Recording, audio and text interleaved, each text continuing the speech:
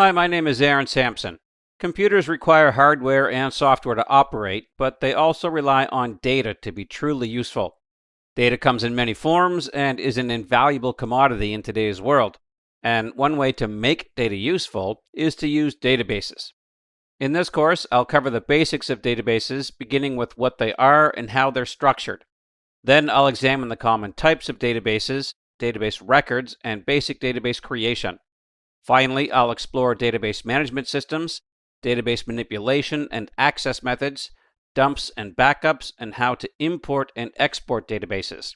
Upon completion, you'll have built the foundation for the basics of IT. This course helps to prepare learners for the CompTIA IT Fundamentals or ITF Plus certification exam, FC0 U61. In this presentation, we'll provide an overview of databases and how they're used, but at their most basic, databases simply provide us with the means to store information, but in a manner such that the information we need at any given time is easily accessed and/or manipulated. For instance, if you've ever had to make a call to any kind of entity where you had to deal with an issue with perhaps some kind of account, you almost certainly had to provide them with an account number, which can be used to retrieve your specific information. Once that information has been retrieved, anything can be reviewed or changed. For example, if you recently moved and you need to provide a new address. But it's the collection of all records and information that make up the database. Now, with respect to accessing and manipulating data, first and foremost, the data needs to be stored in an organized manner, which very commonly uses a series of tables that are structured with rows and columns, whereby each row represents a single record, but each row is divided up into columns, which are also referred to as fields. In my previous example of providing a new address for your account number, your name, your mailing address information would all be stored as individual values, each in their own field, such as unit number, street name, city or town, state or province, postal code, and anything else that might be required. This way, it allows the organization to search for all accounts in a particular city, state or province, country, or anything else that they have stored. Now, that said, that type of storage is referred to as structured because of those columns, rows, and tables, and every record in every table follows that same basic format. But there can also be unstructured databases whereby columns, rows, and tables are not used, and data is simply gathered in whatever its native format is. A very common example of unstructured data is storing news articles or social media posts. The data itself, in those examples, is simply text-based entries with no tabular structure at all.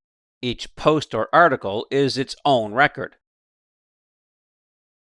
The nature of databases doesn't only provide a means to store data, that data can also be examined and analyzed to improve the efficiency of your business and to create better business processes.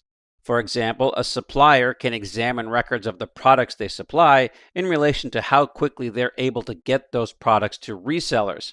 And they might discover an area that is acting as a bottleneck that delays orders, so they might be able to focus on that area to streamline the process.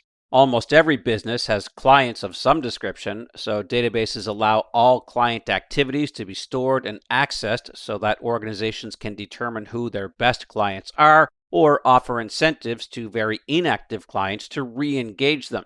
And they can also provide secure data storage for sensitive information such as health-related data.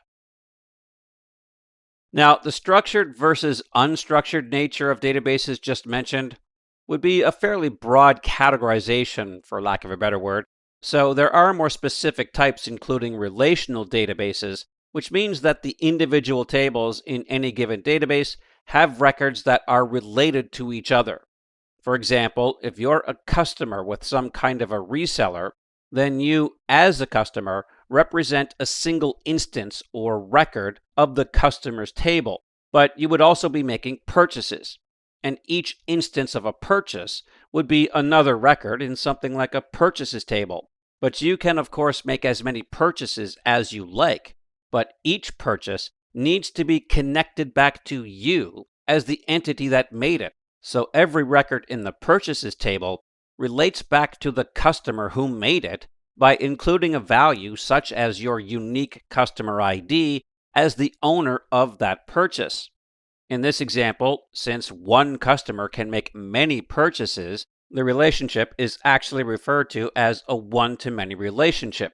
NoSQL or NoSQL is an example of unstructured databases, and the SQL stands for Structured Query Language. So with the word no prefacing the name, it's indicative of the fact that there is no structure. So again, these would be the types of databases where tables with columns and rows simply aren't used. Online transaction processing or OLTP databases are usually relational, but they're designed and optimized to rapidly process many transactions by many users simultaneously.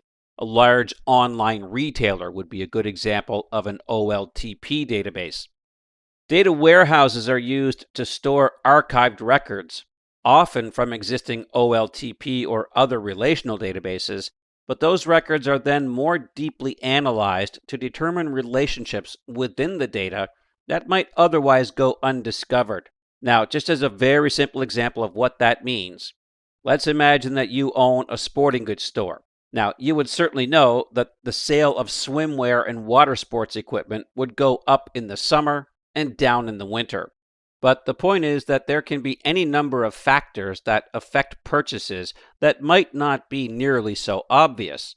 So data warehouses are used to try to uncover those factors and or to support decisions that might be made to take the business in a new direction, such as discontinuing an existing product line or picking up a new one.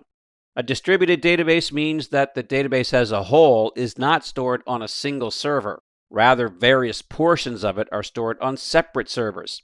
One of the best known distributed databases is the Domain Namespace or DNS database of domain names to IP address mappings, because no single server would be able to handle the workload of storing and resolving every single domain name on the internet. So it's spread across many servers. And object-oriented databases are used in combination with the programming of the same name, and it involves storing data as objects that mirror the objects that are defined in the language, whereby objects have attributes, methods, and classes, and while the actual information stored might be similar in nature to that of a relational database, the data is not stored in tables with columns and rows. They're just stored as objects in files. The components of a database, of course, include the physical hardware and the software of the servers that host the database, but both are typically quite specialized, at least for large databases in enterprise environments. And one of the key hardware considerations is the storage, both with respect to the capacity and the performance. Many databases can grow to contain many millions of records, even billions. And many OLTP databases might have to process millions of records every single day.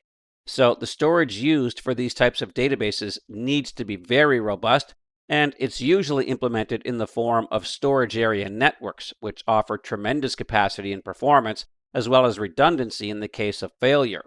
Even smaller databases on standalone servers will typically implement advanced storage mechanisms such as collections or arrays of hard disks that can all operate together as a single unit for greater performance, capacity, and reliability. The software is typically in the form of a database management system, which allows developers and administrators to define the manner by which the data is stored and ensure that proper security is maintained. The language will be dependent on the type of database being used and the vendor of the database management system, but all databases use some kind of inherent management language, such as SQL or the Structured Query Language or its variants. The rules determine how data is stored and accessed and include objects such as the relationships among tables if it's a relational database, and of course the data itself, without which you don't really have anything other than the framework.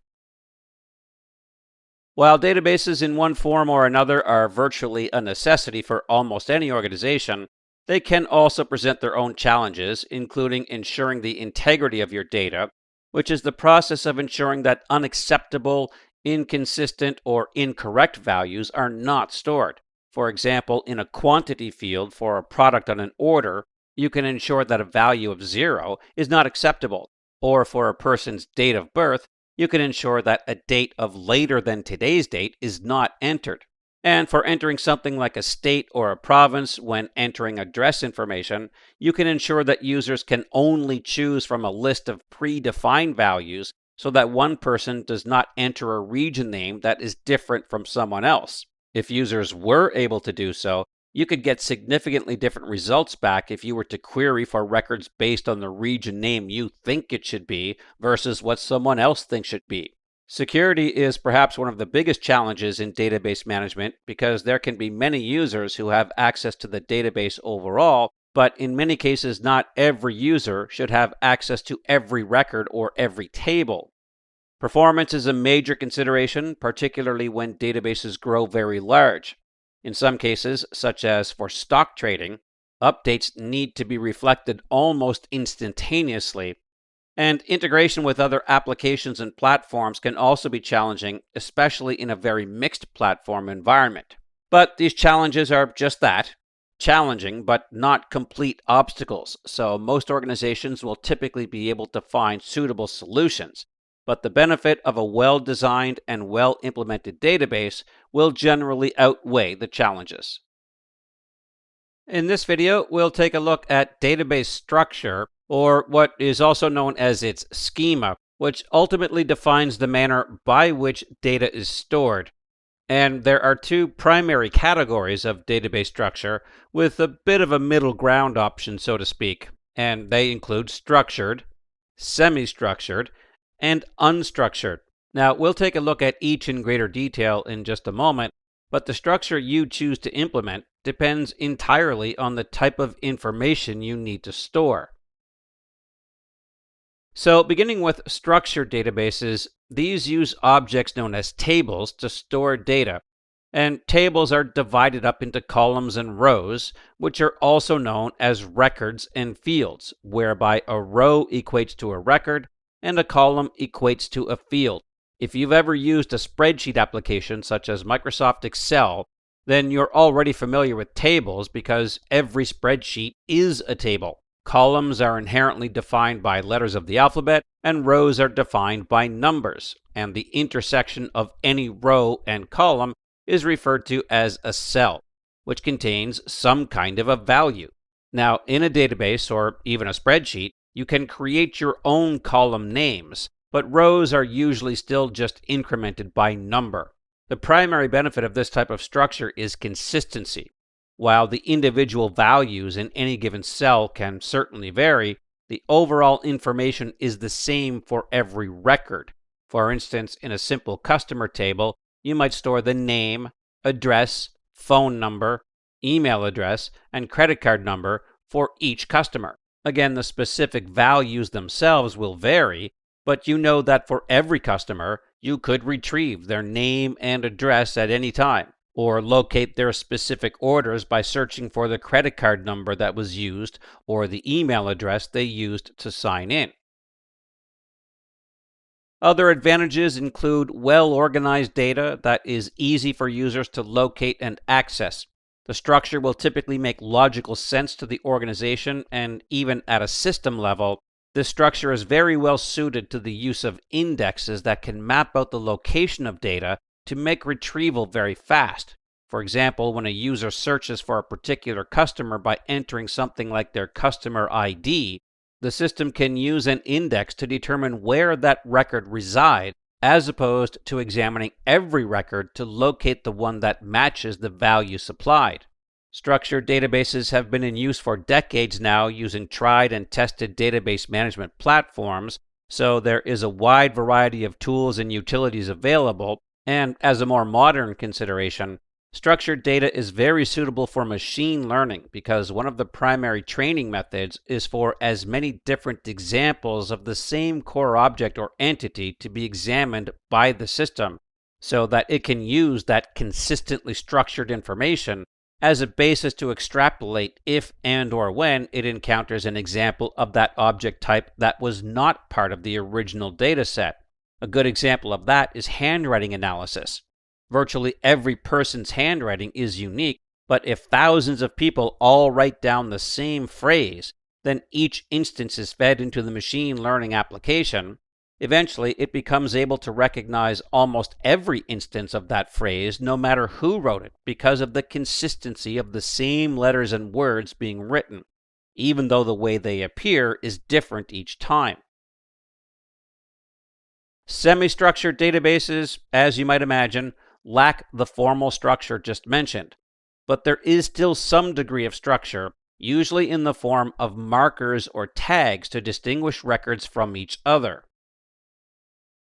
A very common example of semi-structured data is XML, or Extensible Markup Language, which allows users to define tags and attributes which can be used to store the data in a hierarchical form. In short, the tags are used to describe the nature of the data itself, just like a column header describes what any particular value in that column is. And another common type is JavaScript Object Notation, or JSON, which is commonly used for transfers between web servers and apps, but the primary advantage of both is flexibility with respect to changes to the structure.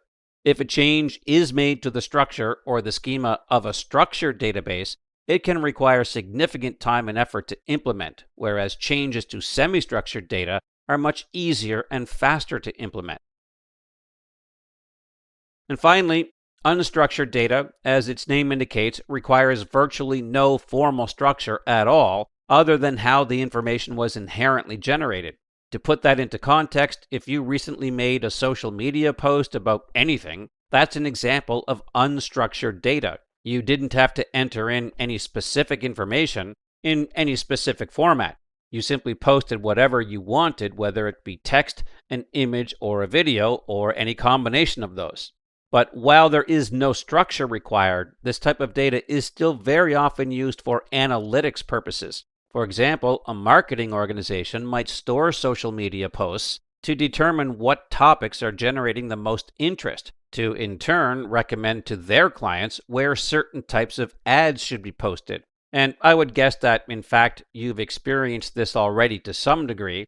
For example, if you just do a general internet search for a particular product or service, it's very likely that you'll begin to see ads on various sites related to that search. That kind of customization is a result of analyzing unstructured data.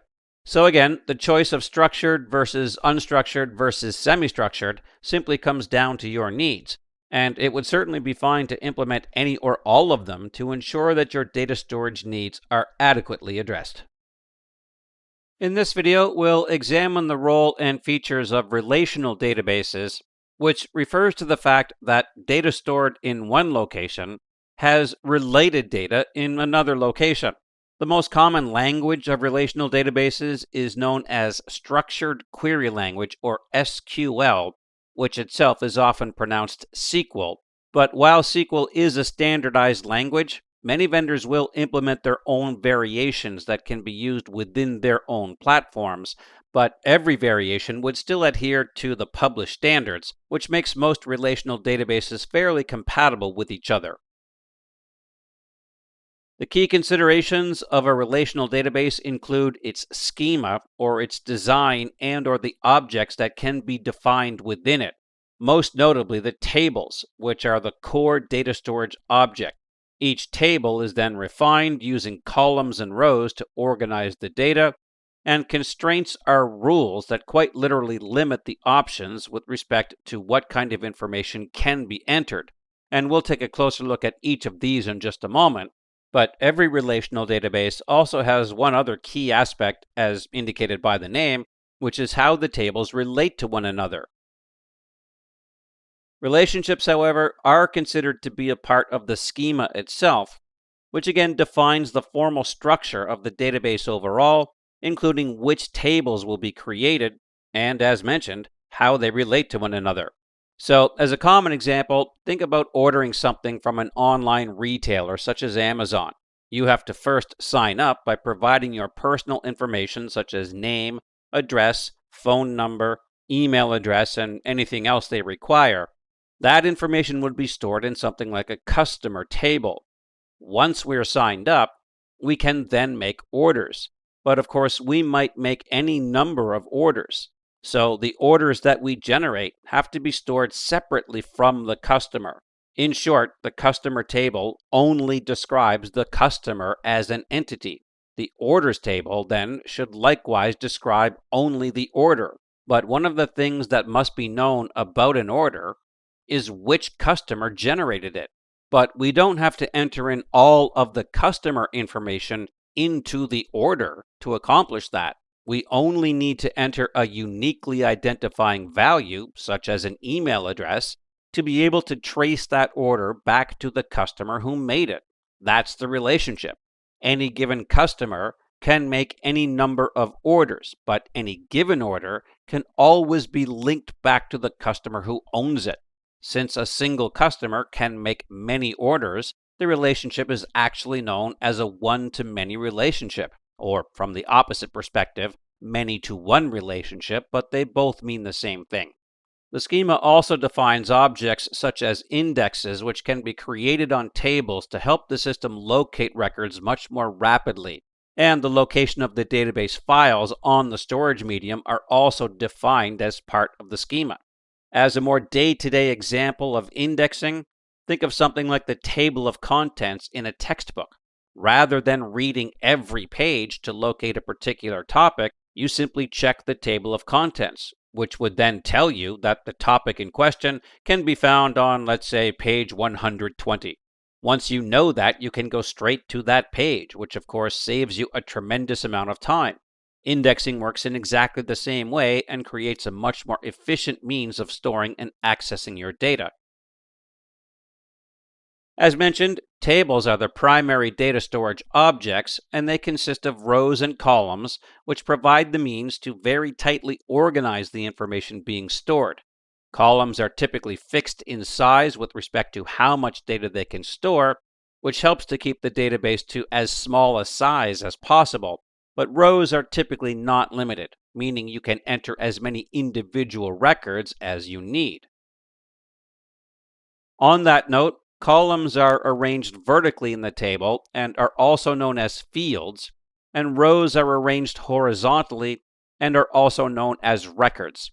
Again, as a more practical or day-to-day example, imagine simply filling out some kind of standardized paper-based form, such as an application. There are specific fields on the form that are the same for every instance of that form, and there is only so much space in which to write any given value.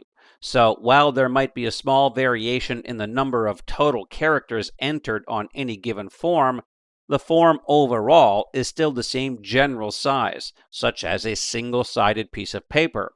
But there could be any number of applicants, so imagine stacking the forms. The more you have, the higher the stack gets, and there really is no limit to how many applications there might be, but each single application remains more or less the same size. So the individual fields on each form represent the columns of a table, and each form represents a single record or a row in the table.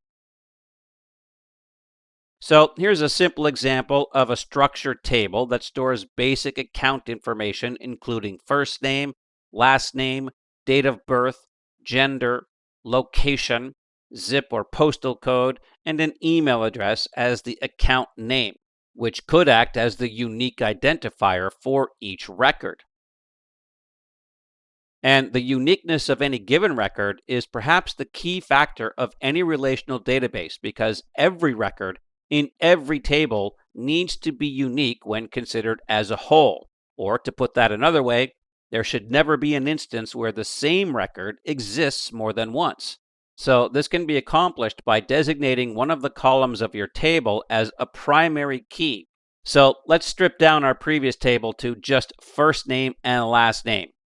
Obviously, if that's all we were storing about a person, we could clearly end up with two people who happen to have the same name.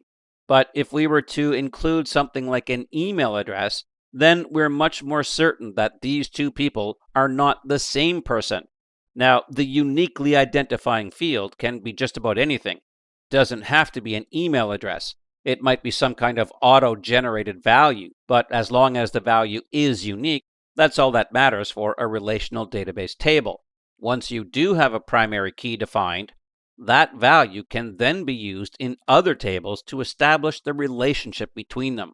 So going back to my customers and orders example, when a customer places an order, the order itself would have its own primary key, such as an order number, but the value used to indicate who generated that order would be the unique customer ID. So when a primary key value of some other table is used as a connecting value, so to speak, in this table, it's known as a foreign key. So an order in the orders table might have something like order number 100 as its order number, but it might then say it belongs to customer number 50. So the relationship is defined from the primary to the foreign key. In the customers table, the customer ID is certainly the primary key, but in the orders table, the customer ID is the foreign key. Now that in itself actually brings us to constraints, but before I get to that, a constraint in and of itself is simply some kind of a rule or a field property that limits the values that can be entered, which in turn helps to ensure the integrity of the data. In other words, they help to ensure that no incorrect or unacceptable values can be entered. So the primary to foreign key relationship is inherently a constraint, because if I'm required to enter a customer ID in the orders table when creating a new order, I can't enter a value for a customer that doesn't exist.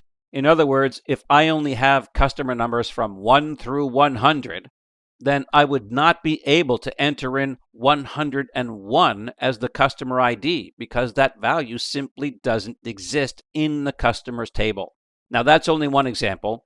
You can create many other types of constraints to ensure that your data is accurate. For example, if users have to enter a state into a table, you can ensure that only the value of NY is used to indicate New York, as opposed to one person entering in NY while another enters in the words New York. If that was allowed, and you wanted to retrieve a list of all customers where the state equals NY, then none of those who entered it as New York would be returned.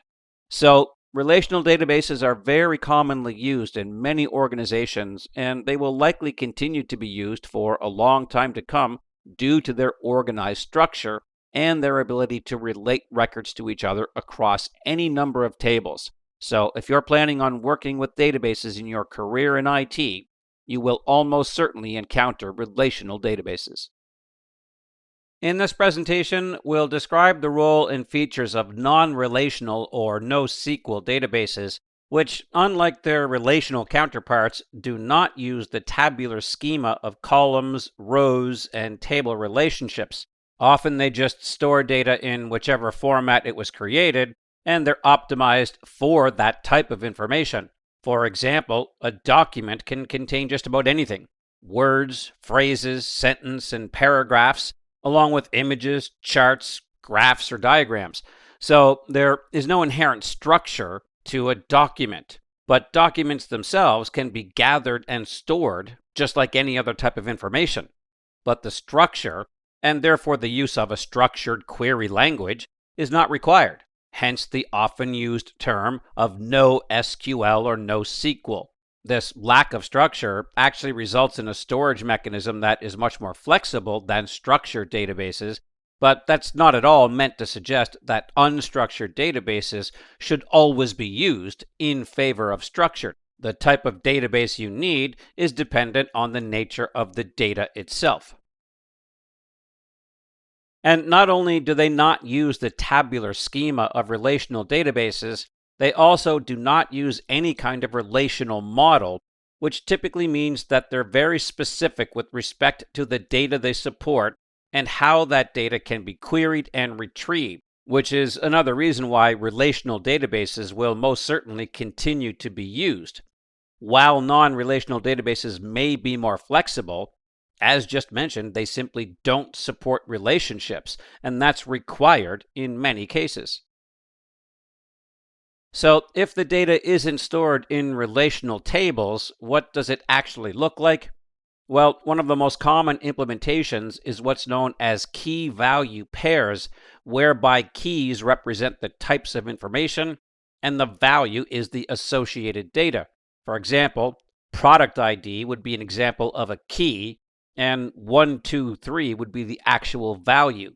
Now, that might sound like it has a structure somewhat like a relational table, but no table has to be defined for a key value pair. For example, I could just open up a simple text editor such as Notepad and literally type in the words product ID equals 123.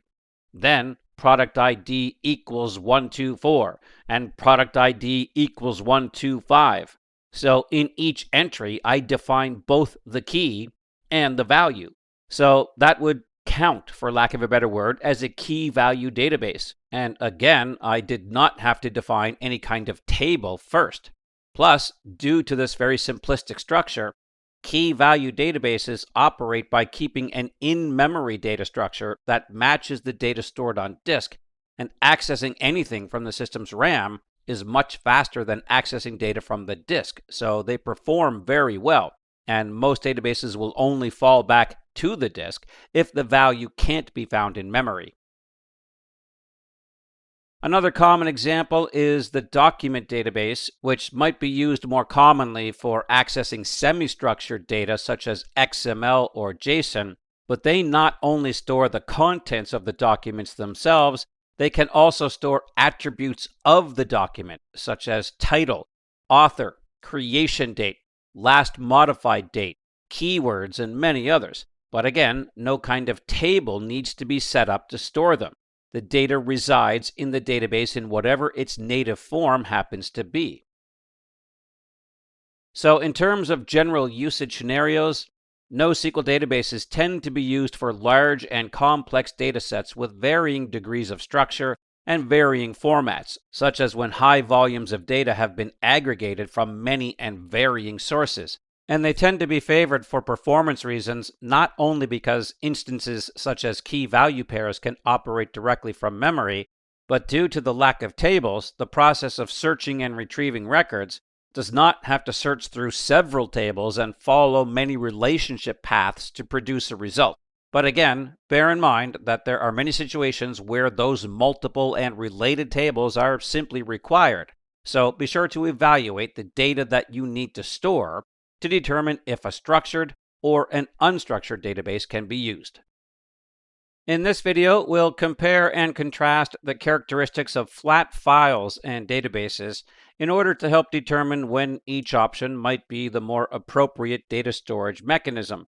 Now, flat files refer to the fact that data exists in a single file, with no structures available to support indexing of that data, nor to recognize any relationships with any other data. One of the most commonly used flat file types is the comma-separated values, or CSV file.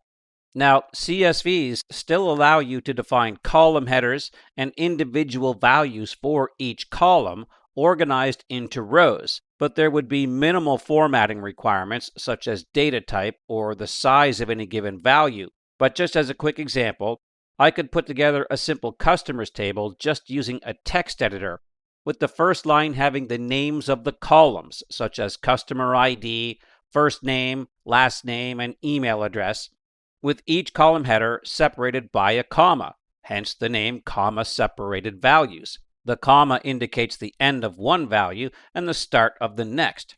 Then on the next row, I would enter the actual data, again one value at a time, with each value separated by a comma, then just repeat that until all records have been entered. Now, while that might not provide me with a lot of inherent functionality, it allows me to store that data quickly and easily with virtually no concern for using any kind of advanced database management system, nor any need to define table structure, relationships, or other types of rules or constraints. Flat files can be created using just about anything that supports entering text, but with limited or no formatting of that text. Really, the only requirement for a flat file in terms of creating a data structure is the use of what is known as the delimiter, which is the character that acts as the separator between values. So again, in a comma-separated value file, the comma is the delimiter, but other characters such as spaces or tabs can also be used as delimiters. But that said, the delimiter is really more so for the benefit of other applications. In other words, if you are just assembling your simple customers table in a flat file, as long as its structure made sense to you, that's really all that matters. But if that file is then going to be used to import that data into another application, up to and including a database management system, then those applications will need to see a delimiter so that it can recognize the distinct values and import them correctly.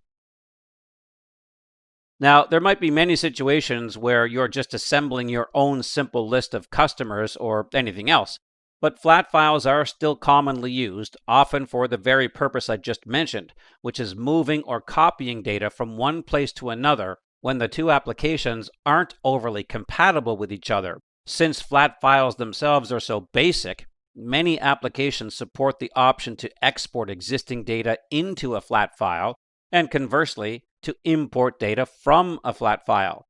So you may very well encounter their use, even if you work entirely within a database environment. But as a direct comparison of each, flat files support only a single table per file, whereas databases can have many tables. Flat files do not support relationships or other advanced structures, whereas databases have full schemas to define their structure. Flat files are very easy to create and can be created using just about any application. Databases, however, can get quite complex. Due to their lack of formatting, flat files are very fast in terms of processing, whereas databases can be very resource intensive. But that same lack of formatting makes flat files much more prone to errors and redundant values, whereas databases can implement rules to produce much more consistent data. And flat files do not have any inherent security controls, but most database management systems have security built into their engines so that data can be safely stored and accessed only by authorized entities. Now, there are other considerations with respect to using either flat files or databases, including scalability, which refers to the ability of the database and/or the resources of the server hosting it to grow or shrink in response to the demand, and perhaps more accurately stated, to respond automatically to those changes. A flat file can certainly grow very large, or it can be very small, but they have no inherent ability to respond automatically to changing workload conditions, whereas many database management systems do. So again, the need to scale will depend on the database type and/or the application you're using. Database concurrency refers to the ability of multiple users to be using the application at the same time, which can in some cases make the data more susceptible to corruption because you and I might both access the same record, but we might each make conflicting changes. But more advanced database platforms implement locking mechanisms to ensure that these conflicts don't occur. For example, if I have a record open for editing, then the database will lock that record until my changes are complete. Others can view that same record, but they can't make any changes. A flat file might be created in an application that does support multiple users, but it might not support any kind of locking mechanism. As mentioned, flat files do tend to be faster because of their simplistic nature, but that's not to suggest that databases aren't fast to begin with. And if slow response times are being encountered, there are several methods that can be implemented to improve the speed of accessing database records, including indexing, using caching, and using multiple servers in a cluster to distribute the workload. Lastly, the variety with respect to the types of data you need to work with will also need to be considered because there are many different types of data. With flat files, no real data types have to be defined. You can just type in pretty much any characters you want. This makes them easy to use and more flexible, but dealing with different types of data in different ways might require different applications. For example, just to do basic mathematical calculations, most database platforms require that the underlying data type be numeric. So even if you are entering numbers into a flat file, the application you're using may not recognize them as numbers. So if calculations are required, they might not work. Like most things, the use of flat files versus databases will depend on the situation, but despite their more simplistic nature, don't be surprised to see flat files in use even in an environment that heavily relies on the use of databases. In this video, we'll outline the role and characteristics of records in a database, which are the single entries in any given table and are made up of the values that have been entered for each field of the table.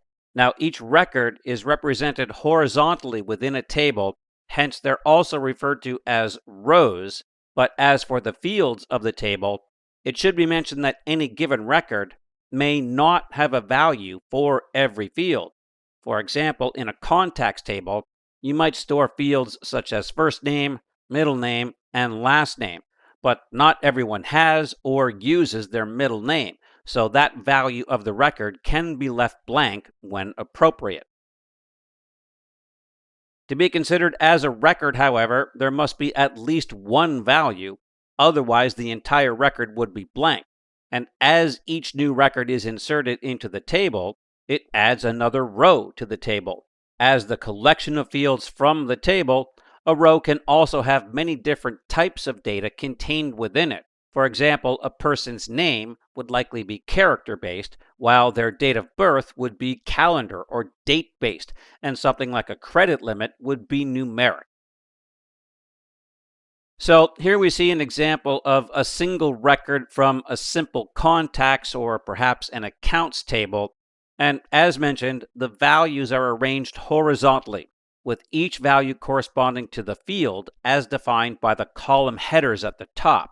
And we do see varying data types here, although in this case, all but the date of birth would likely have been defined as character-based data, even though the zip code may in some cases only include numbers. In some areas, letters and dashes are also used, so if the field had been defined as numeric, it would not allow those other characters to be entered. But by examining that single record, it provides us with the means to identify each characteristic of interest for that particular person in this example. In other words, we now know everything we need to know about that person. Now, almost every database management system will allow you to easily create and modify records, but most standard users do not interact with the database management platform directly.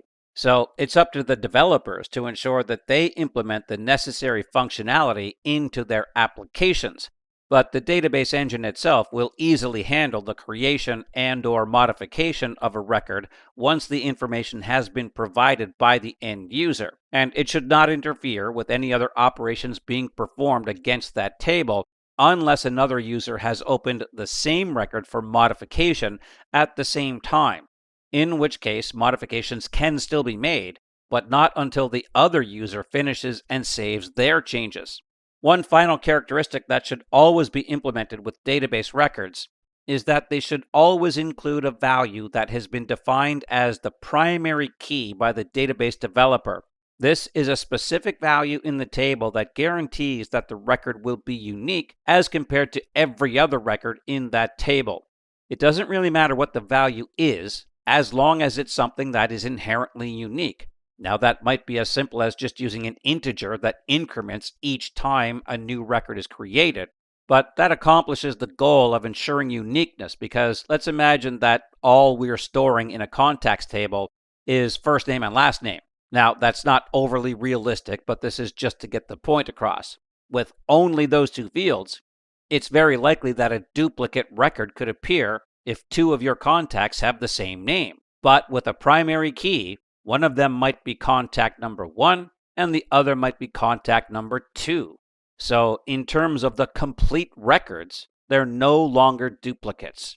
So when it comes to working with data, ultimately it's the records that we're concerned with because they contain the actual data of interest, effectively making up all of the data of the database. In this demonstration, we'll take a look at creating some basic databases using Excel. Now, we will see how to use a more proper, for lack of a better word, database platform in some upcoming demonstrations, but for the time being, we just want to focus on the structure of a table. And that can be created in Excel using a number of options. It really comes down to what type of data you might have already, or you can, of course, just type the information in yourself from scratch. But I do want to show you the process of effectively importing existing data.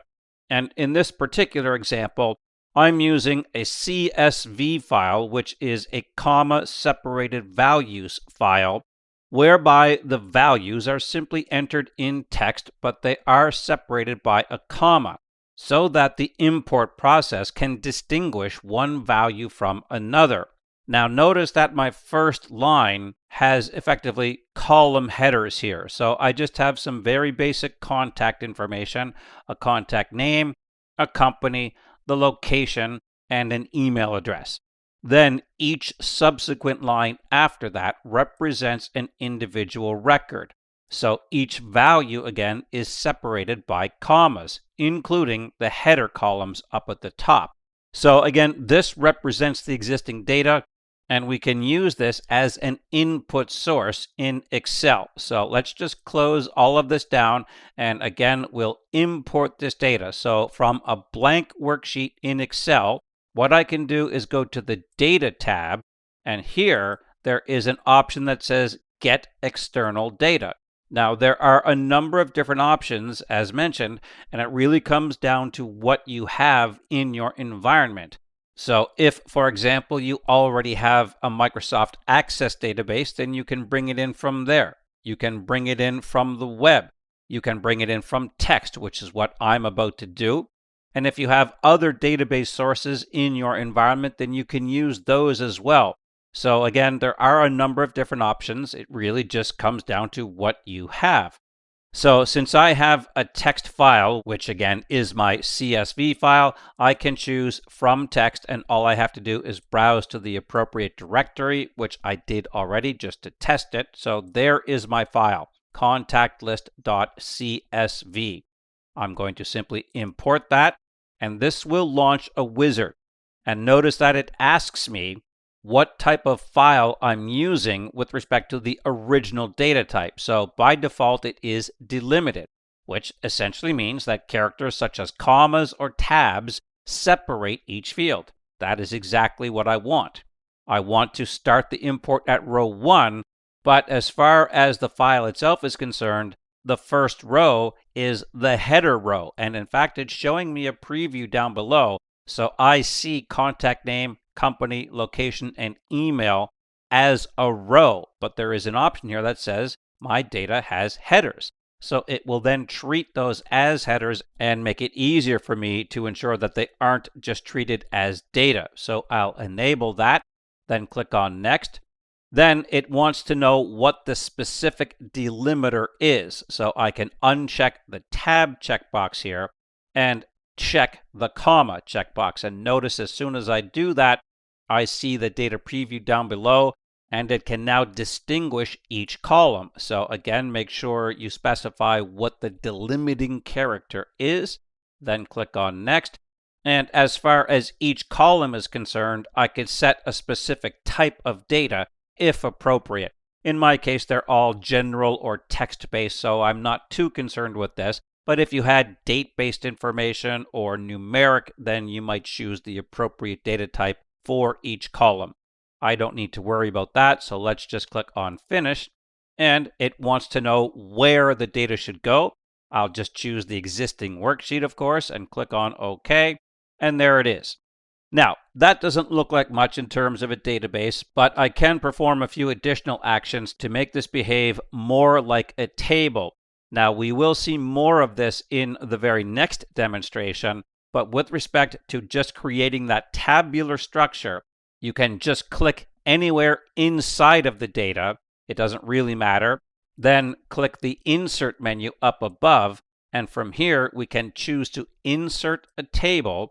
and it will by default highlight the data that is found on this page. Now, if for any reason something is missing, you can just click and drag around your data selection. And once again, you can enable this checkbox that says my table has headers. Click on OK. Now it's just telling me that it's overlapping an external data range. That's fine because I have that connection to the CSV file. So I'm going to say yes to convert the selection to a table and remove that external connection, which basically just creates this new independent data source. Click on yes. Now we see some additional functionality in the Excel workbook here. Notice that there are drop-down lists for each header column where I can now filter each column independently to perform some various operations. Now again, we'll see those in the next demonstration, but that's how you can go about creating a database from an external data source using Excel. In our previous demonstration, we saw how to create a simple database using Excel by importing external data. In this demonstration, we'll take a look at performing some basic database operations such as querying and reporting.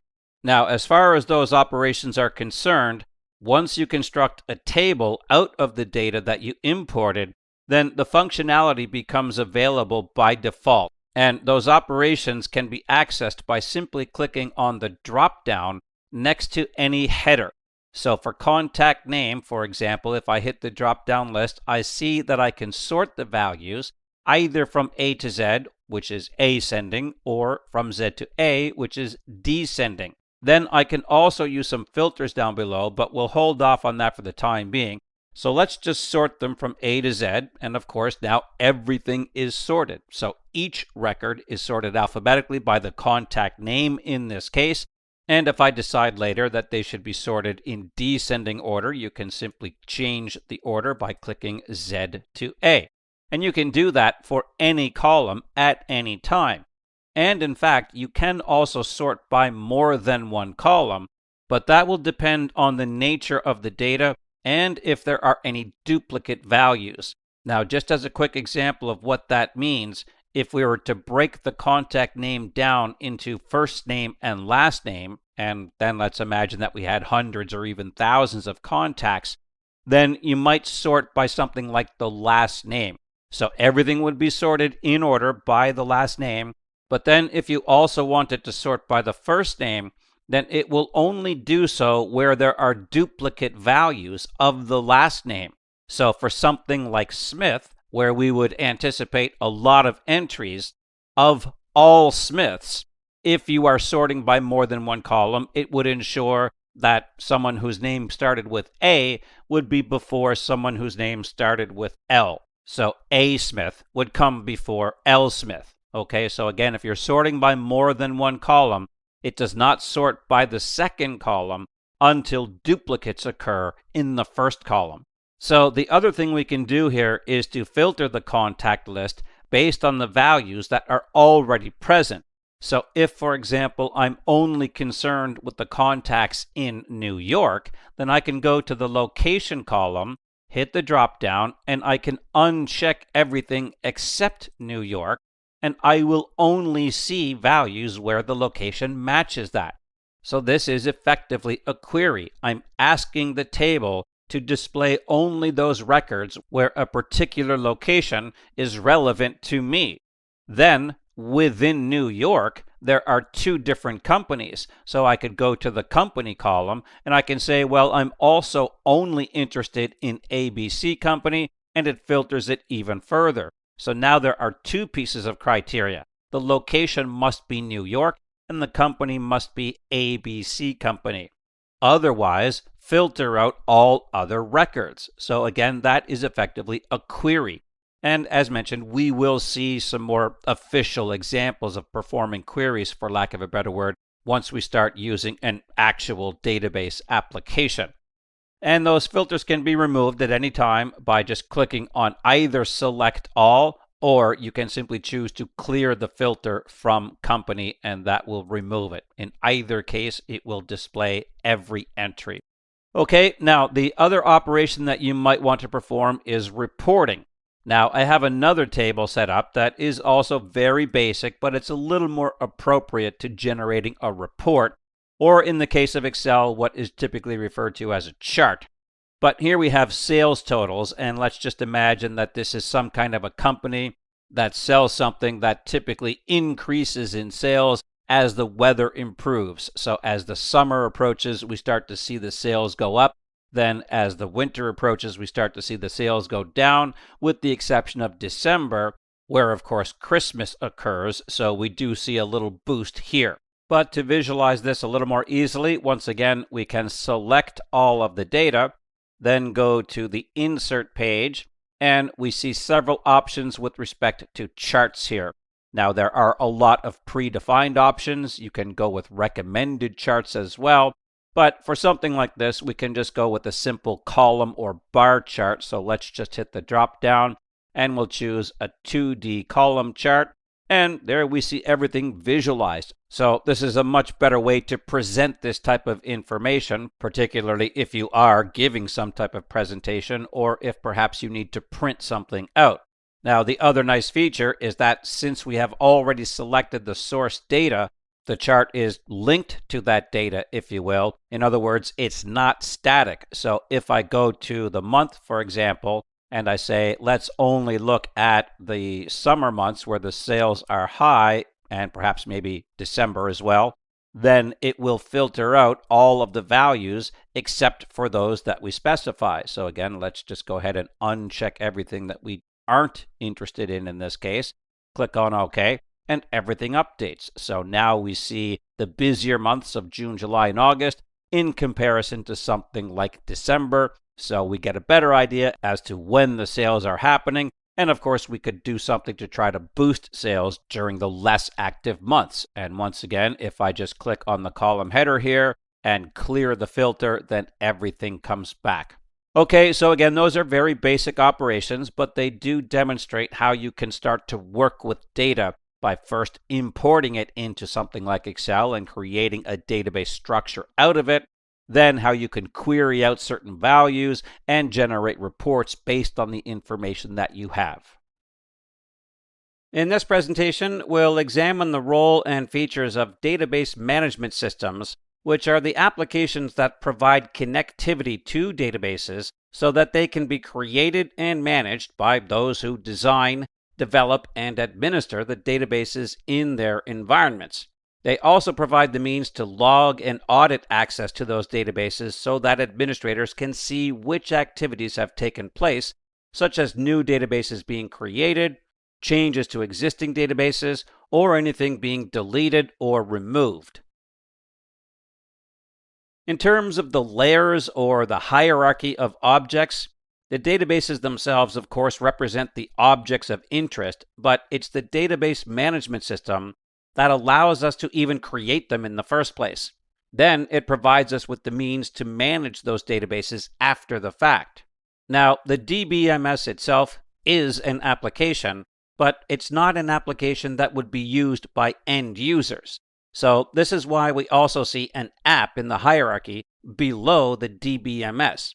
This would represent some kind of front-end interface that was built by a developer to allow end users to interact with the database for the purposes of performing their daily job functions. For example, if you've ever had to make a call to some kind of customer support representative, they would access your information from the database through the front-end app, not the DBMS directly.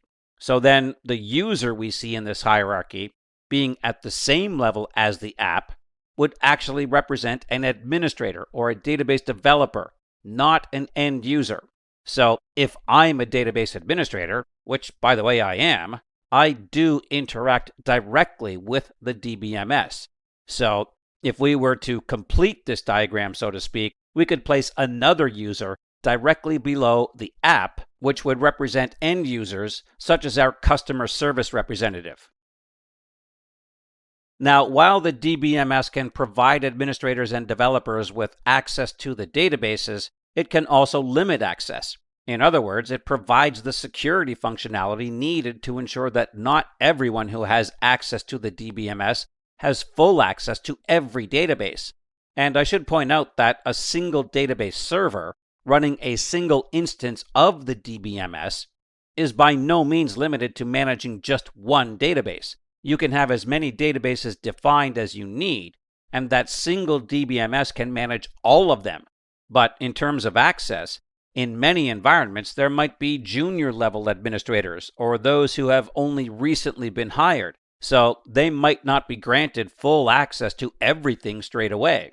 As such, the DBMS can be used to define multiple different views of the environment so that only the appropriate level of access can be granted to the appropriate users.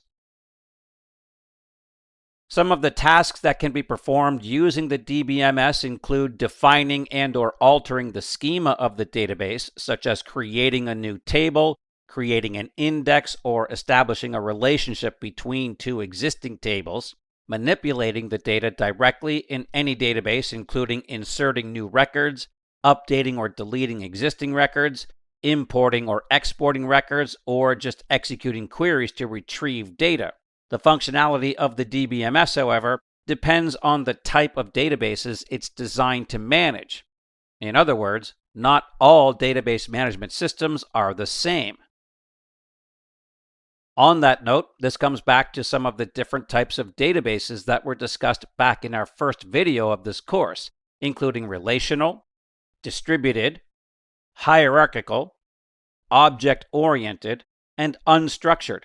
And in many cases, at least in terms of documentation, you'll see the first letter of the database type prefacing the DBMS. For example, if you have a relational database, then the DBMS is usually referred to as an RDBMS, and a distributed DBMS is referred to as a DDBMS. But while they're meant to provide a management interface, as mentioned, the features and functionality of each will depend on their type.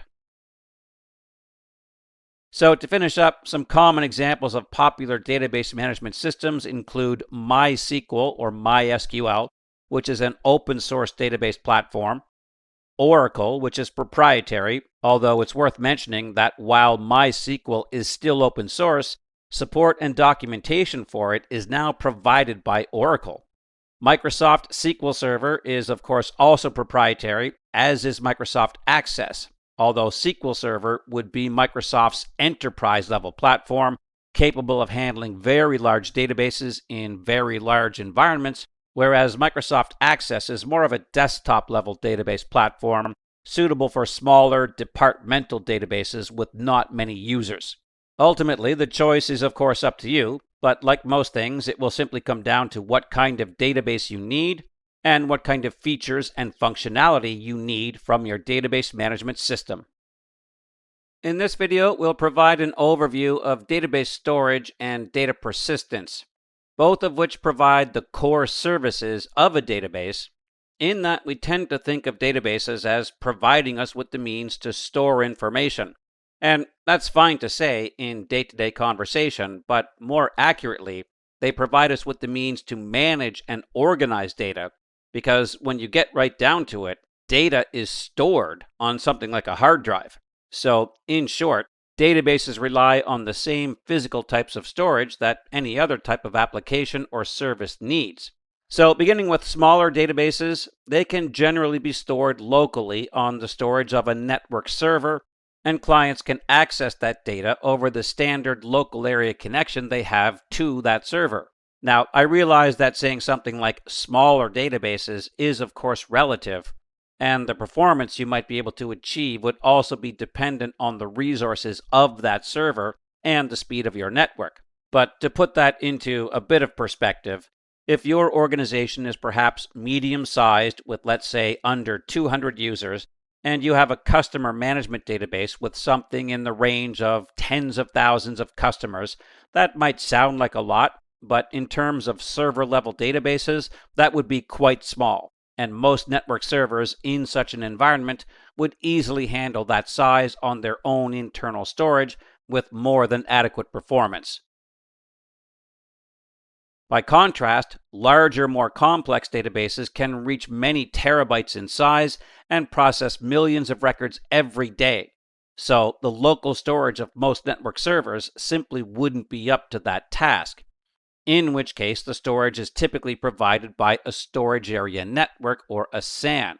SANs are large arrays of possibly hundreds or even thousands of hard drives that are in turn managed by dedicated servers so that those servers can present chunks of usable data to other services and applications. But most notably, they have very high capacity and very high performance, plus built-in redundancy to handle the failure of any given drive. So they're much more appropriate for very large databases. Plus, since the storage is managed by the SAN servers, the database server itself no longer has to manage any storage, so it offloads much of the workload to the SAN. One downside to a SAN, though, is that it is really only accessible to those that are in the same environment, at least without using something like a VPN. But accessing the data over a VPN would virtually negate the performance because most VPNs don't offer the bandwidth that a SAN can deliver. So, if there are applications in several remote locations that all need access to the same database, then cloud storage might be a better option. Now, cloud storage would also not provide the same level of performance as a SAN, but it does offer wider connectivity. So it would just come down to what is more important to you. Now, another consideration with respect to how databases store data is what's known as data persistence. Now, to explain that, let's forget about databases for a moment and just think about something like typing up a document in a word processor. As you type each word, they are not being written directly to the hard drive as you type it, yet they remain on your screen, so they must be getting saved somewhere. Well, yes, they are, but they're being stored in the system's memory, not the hard drive. And this is because memory operates much faster than hard drives, so the information you've typed does not actually get written to the hard drive until you choose to save it. Now, these days, most applications have what's known as an autosave feature, but back when I began my career in IT, no such features existed. So if I spent, let's say, an hour working on a document and I didn't save it, then someone tripped over my power cord or a power failure occurred, or if my system just happened to lock up and it had to be rebooted, I lost my entire file because it had not yet been written to non-volatile storage, or storage that does not need power to retain its data. Memory is volatile. In other words, it does need power for data to be retained. So as long as your system stays up and running, you won't have any issues. But any type of power loss results in the loss of data as well unless it has been saved. So databases actually operate in much the same way. Many records can be written or modified in a database in a very short amount of time, but if all those changes had to be written directly to the hard disk as they occur, the database would perform very slowly. So they're kept in memory for a short time, then written later once the applications have fully submitted their requests to modify that data. While this does introduce the possibility of some data loss, it greatly favors performance, which is of course what we all want. But the database management platforms are fully aware of that potential risk. So many platforms provide the option to configure the level of persistence that you feel is acceptable for your implementation. But like many things, there is a trade-off. The higher the performance, the lower the persistence, and vice versa. So there are 4 primary persistence levels, including pure in-memory storage, whereby the entire database resides in memory, which, as you might imagine, offers the highest level of performance, but the lowest level of persistence. Now, I should point out that features such as database backups are still going to be performed to protect the data, but it's possible that with pure in-memory storage, that all changes to the database since the last backup could be lost. So depending on how active the database is in terms of data modifications, you could still lose a significant amount of data if backups are not being performed frequently. In-memory storage still loads the entire database into memory, but takes periodic snapshots which commits all changes since the last snapshot to disk. The snapshots are similar to backups, but backups are written as completely separate copies of the database, whereas snapshots just commit the changes to the original database itself. Disk-based storage triggers a write to the hard drive after each update request is submitted. So now we are starting to very much favor persistence, but performance would certainly go down. And lastly, commit log-based storage uses a bit of a middle ground approach, so to speak, whereby transactions are committed as soon as they complete, but they aren't written directly to the database files. Rather, they're written to what's known as transaction logs, which are very basic files in reserved locations of the database that store the changes more or less as they occur. The transaction logs themselves are also loaded into memory so that they can be accessed and modified quickly. Then, once enough information has been written to the log files, they're flushed to the disk, at which point the data is persistent. This model is primarily used in online transaction processing databases where many transactions occur simultaneously, not only because it provides a middle ground between performance and persistence, but the log files can also be used for recovery purposes. Earlier, I mentioned how database backups can still be used to protect the database, but if you're using pure in-memory storage, then you could still lose all data since the last backup, which could mean many hours worth depending on the backup schedule. But transaction logs are always in use, and database backups can certainly still be used, which in fact will clear all transaction log files since everything is now protected by the backup. But even if your backups were happening, let's say, twice a day, then you could still lose half a day's worth of data. But the transaction logs would contain the changes that have occurred between the backups. So you can restore the most recent backup in the event of failure. Then the transaction logs can be used to reapply the changes since the last backup, and your database would be recovered right up to the point of failure. Again, the choice is yours in terms of storage and persistence, and as usual, the most appropriate choice will come down to your needs. But with these options, there should be an option that will meet those needs. In this video, we'll provide an overview of some of the core statements used in the structured query language, or SQL, often pronounced SQL, that can be used to directly manipulate the data and the objects in a database. And in fact, there are several commands that are subcategorized within SQL to indicate their functionality. The first of which are data manipulation language, or DML commands. Now, just quickly, it's important to note that despite the use of the word language in the term, all commands that we'll see in this video are part of the structured query language. So they aren't their own separate language. Again, they're just subcategories within SQL. That said, the primary DML statements include select, insert, delete, and update. Select is used to retrieve records when issuing queries, and it never makes any kind of change to the database itself. It simply returns data based on the criteria you supply, such as selecting all customers in a particular region. You would supply an example of the region that you want to see, and it would act as a filter so that only customers in that region would be returned. Insert is used to create new records in a table, so whenever you sign up for a service online, when you click the Submit or Create or Finish button, it is almost certainly invoking an insert command. As you might imagine, delete does the opposite and removes records from tables, and update is used to make changes to existing records. For example, if you needed to change the address of a customer or the price of a product. Data definition language, or DDL statements, are used to define the structure of the database itself by creating the objects it contains, such as tables, indexes, views, which are saved queries, and many others, which we'll come to in just a moment. But the distinction between DDL statements and DML statements is that DML is used to interact directly with data, not the objects. And DDL are the exact opposite. They interact with the objects, but not the data. The primary DDL statements include create, alter, and drop, where create is used to define new tables and other objects.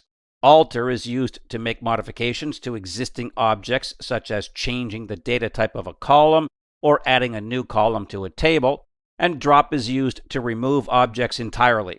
So notice that although the functionality of these commands are the same as insert, update, and delete, different words are used to distinguish them from DML statements and to ensure that they can only be used in the appropriate circumstances. If you were to issue the create statement to try to create a new record, it simply wouldn't work. Conversely, if you were to use the update statement to try to add a column to a table, it also would not work. So the types of objects that can be affected by DDL statements will depend on the platform of the database, but common examples include schemas, which are categorizations that can group other objects together, usually for permission and security management. For example, all tables and queries that contain or retrieve data related to human resources could be grouped together into a schema called HR. Then I could use that schema to assign permissions to the HR department, and they would have access to every object in that schema, as opposed to assigning those permissions one at a time. Tables, which hold records, views, which are basically just saved select statements so that you can easily query out data of interest, sequences, which are stored operations to perform tasks, catalogs, which contain information and properties about the objects in a database, such as the size of a table, indexes, which are used to speed up access to records, variables, which are used to temporarily store values, often values that are passed in by users as criteria for queries, masks, which define the structure of data values so that all entries are consistent, for example, ensuring that phone numbers always use an area code in parentheses, then a 7-digit number with a dash after the first 3. Procedures, which are saved operations that can be called manually by developers when creating the database or by end users through a front-end application. For example, if they need to generate monthly sales reports, they might just click on a button in an interface, but that button would then invoke the stored procedure, which returns all of the appropriate records based on the values the user supplied, such as their identity and perhaps a date range, and aliases, which are alternate names for objects in the database. If, for example, a table name is rather long, a shorter or more intuitive alias could be defined, which could then be used in the code to make it easier to refer to that object. Finally, permissions are assigned through data control language or DCL statements, which are used to control access to both the server and the databases on that server, because any given server can host any number of databases. So in order to be able to gain access to any given database, you must first have access to its hosting server. But that doesn't mean that you should have access to every database on that server. So it's important to make sure that permissions are assigned appropriately. The two primary DCL statements in terms of permission management are grant, which of course allows an entity access. Some platforms support an explicit deny statement to ensure that no access is available and or to override any possible implicit or inherited access that might exist through other roles or group memberships, and revoke, which removes any permission entry. So when it comes to database management, you'll undoubtedly be using all three of DML, DDL, and DCL statements. And like any development language, it will take some time to become familiar with their use, but ultimately they work together to provide you with the means to customize your databases to suit the needs of just about any situation. Okay, for this demonstration, we'll take a look at using the primary data manipulation methods of select, insert, update, and delete. Now, to get started, I'm using the MySQL database platform here and what's known as the MySQL Workbench, largely because it's free and anyone can obtain it, and it also comes with some sample databases, which are over on the left-hand side. This Sequila database is a fictional movie rental company, and this World database is the one that I'm using right now, and it just has basic lists of countries, cities, and country language. Now, the records are just made up, and the actual values that you'll see aren't accurate, so don't worry about that. These are just learning tools. So we are going to get started with perhaps the most basic command in SQL, which is the select statement. And in this first example, I'm selecting every record from the country table in the world database. So in terms of the syntax, we do have the statement already set to go here. And in fact, I've already executed it, but we can see that again in just a moment. But the keyword is select, then the asterisk represents every column from the table. In other words, I want to see them all. Then we need the from keyword, which then allows us to specify which table to use. Now, in this case, I'm using the full name of the table, which is the database name, then a period or a dot, then the table name. There are ways that you can specify to work only within the world database in this case, and if I were to do that, then I would not need to include the name of the database, but it doesn't really matter. Either way will work, and this is a little more specific. But you could issue a statement first that specifically says to use the world database. Then once you issue that statement, every command that you issue afterward would not have to include the name of the database. So with the command entered in, we can execute by clicking on this lightning button, and the records will be returned. And down below, we see a message that indicates 239 rows were returned. And these are the results right here. So we can scroll through this grid here, and we can see each value. Okay, so that is the basic syntax for the select statement. And this effectively equates to just opening the table, because we did request to see all columns, and we didn't specify any kind of a filter, so we are also seeing all records. So on that note, we can filter the results a little bit, and that is in our next statement here, in which case I'm still selecting from the same world.country table, but in this case, I'm filtering the results using what's known as a where clause. So I'm specifying that a particular column, in this case continent, should have a specific value. So I can say equal to, and then in quotations, most notably because there is a space in the name, but it's also because it's text-based characters, I can supply an example of what I want to see. In this case, North America. So when we execute this statement, I only see countries where the continent is equal to North America. So let's re-execute this statement, and we see the results. And if we look down below in the output, it tells us that only 37 rows were returned, because only those in the continent of North America were returned. So again, we can filter the results using what's known as the where clause, but I am still selecting every column from that same table. Now, you don't have to select every column. So in my next example here, I'm only selecting a few columns, in this case, name, continent, and region, still from the same world.country table, but in this case, I'm still filtering the results using a where clause. But I also want to point out that you can supply more than one piece of criteria. So in this case, I'm looking for only those records where the continent is equal to Africa and the region is equal to Central Africa. So let's re-execute this statement. And now we only see 9 rows. So the more filtering you do, the fewer records you'll see as the results. So again, you can supply multiple pieces of criteria, and I should also mention that I could have also specified an or statement, in which case it can be either one. Now, in this particular example, if the region is Central Africa, then the continent is going to be Africa as well, but you can use any combinations of columns, so it would not have to have been these two. You can filter on any column using any value.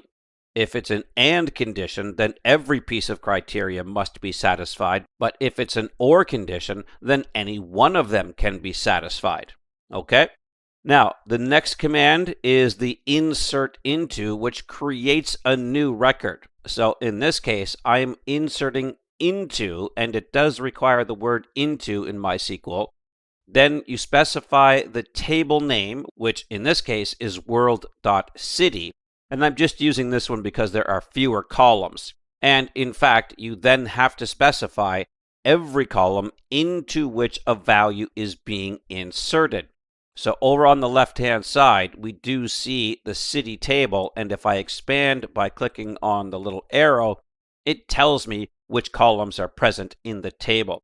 Now, in some cases, you may not have to insert into every column because you might have the option to leave a particular column blank, or there might be an automatic or a default value that has been defined. But in this case, I am specifying every column, and they all go in parentheses. So I open a parentheses, then I specify each column separated by a comma. Okay, so those are the columns into which values are being inserted, which are on the next line, and I use the keyword of values. Then, in parentheses, I specify a value for each column. And again, I'm putting quotation marks around the text-based values, and I can then close off my parentheses, and I have already executed this statement. So I'm going to go to my final tab here, and we have another select statement where I am selecting just that record. So I'm selecting from world.city where the ID is equal to 5,000. Let's re-execute, and there is the result. Okay, so again, this statement was already executed to create that record. So it is there in the table now, but that's how I got it there. Now we can modify that value by using the update statement. So I'm updating the table in this case, not a specific value in the column, okay? When you issue the update statement in order to update a record, you actually specify the table name first. Then you set the column that you want to change, and you give it the new value. So let's quickly go back to my initial result here and notice that the population is currently 250,000. In my update statement, I'm setting the population to 300,000, but I need to ensure that the correct record is updated. So what I can do is use my where clause and then specify the unique value, which is the ID, which is equal to 5,000. Okay, again, let me return back to my select statement, and we see that the ID is 5,000 because I set it to that value when I created the record in the first place. Okay, so again, we are going to update the table. We're setting the column of population to a new value where the ID is equal to the record that I want to modify. Now, I have not executed this statement yet, so we can go ahead and execute. And I should point out that this extra line is just a typo here. We do not need that as a separator. So let's go ahead and execute. And we should see that it was updated. But let's verify. Let's go back to my select statement, and we'll re-execute. And now we see the population has been updated to 300,000. Okay. Finally, our last statement is to delete, and once again, we are deleting from the table. So just like the update statement, we specify the table first, but I want to ensure that I remove the correct record in this case, which is the one that I just created. So once again, I use a where clause to specify the unique value of ID, then pass in the value for the ID that I want to remove. It is very important that you make sure the criteria is correct for a delete statement, because if I did not pass in criteria, it would delete every record from the table.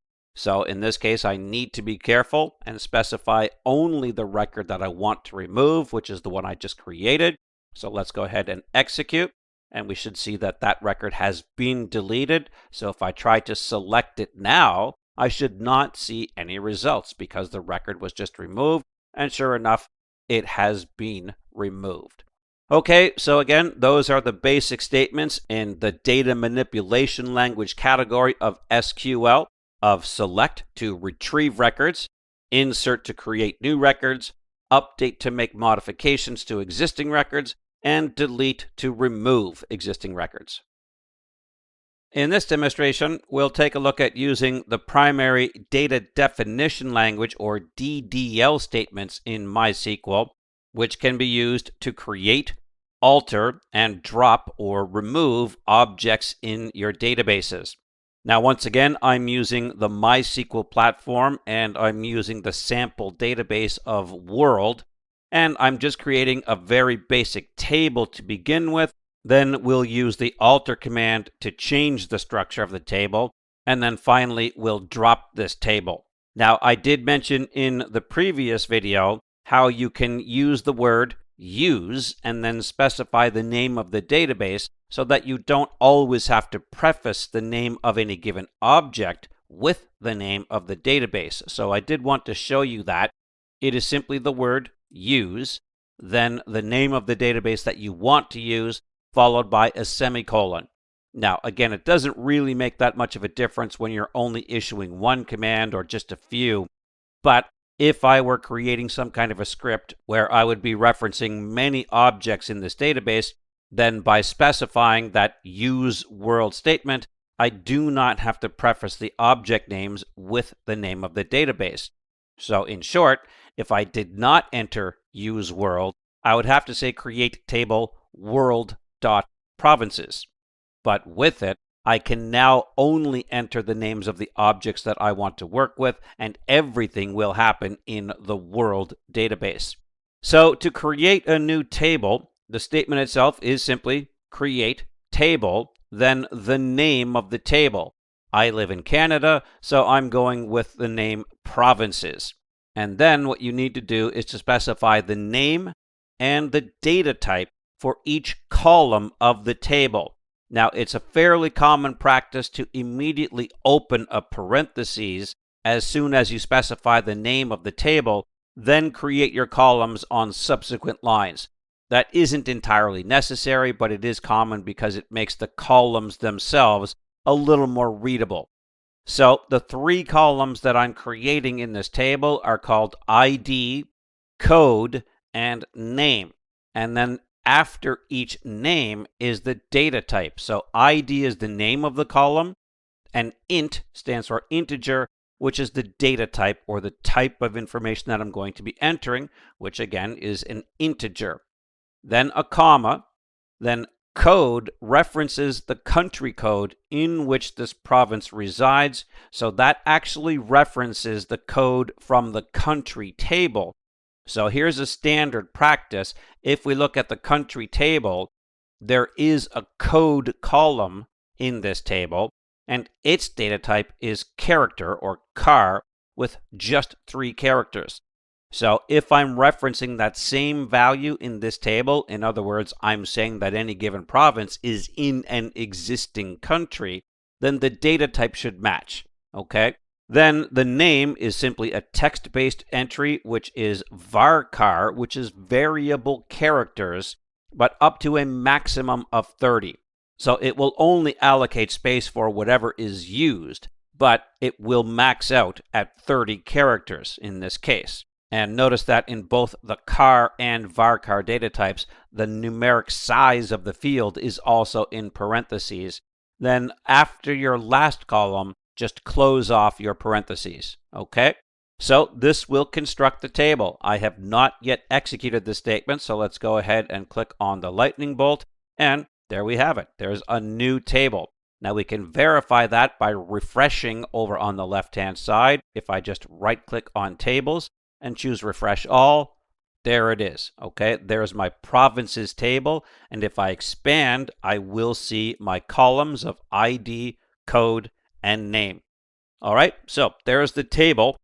Now on the next tab, I can alter that table if I forgot to include a column, for example. So what I'm doing now is altering the table. Now, since I did not issue the use statement, in this case, I do want to preface the name of the table with the name of the database. So world.provinces ensures that I'm working on the correct table. Then I can add a new column, which I'm calling population, which also has a data type of integer. Okay, so that's a fairly simple statement. Let's go ahead and execute that one. And let's refresh the provinces table here. And we should now see a new column appear. And there it is. Okay, so I've simply made a change. Now, if I wanted to remove a column, then of course I can do that as well. So I have that on the next tab. And I'm just going to drop the column that I just created. So it's still the alter table statement. You're always working with the parent object, so to speak, when you issue the alter command. So we're always altering the tables, not the direct columns, so to speak. So once again, it's alter table world.provinces. And in this case, you specify the keyword of drop, but I do also have to ensure that I use the keyword of column, because there are other things that I could drop from a table, such as an index. So I have to specifically state to drop the column.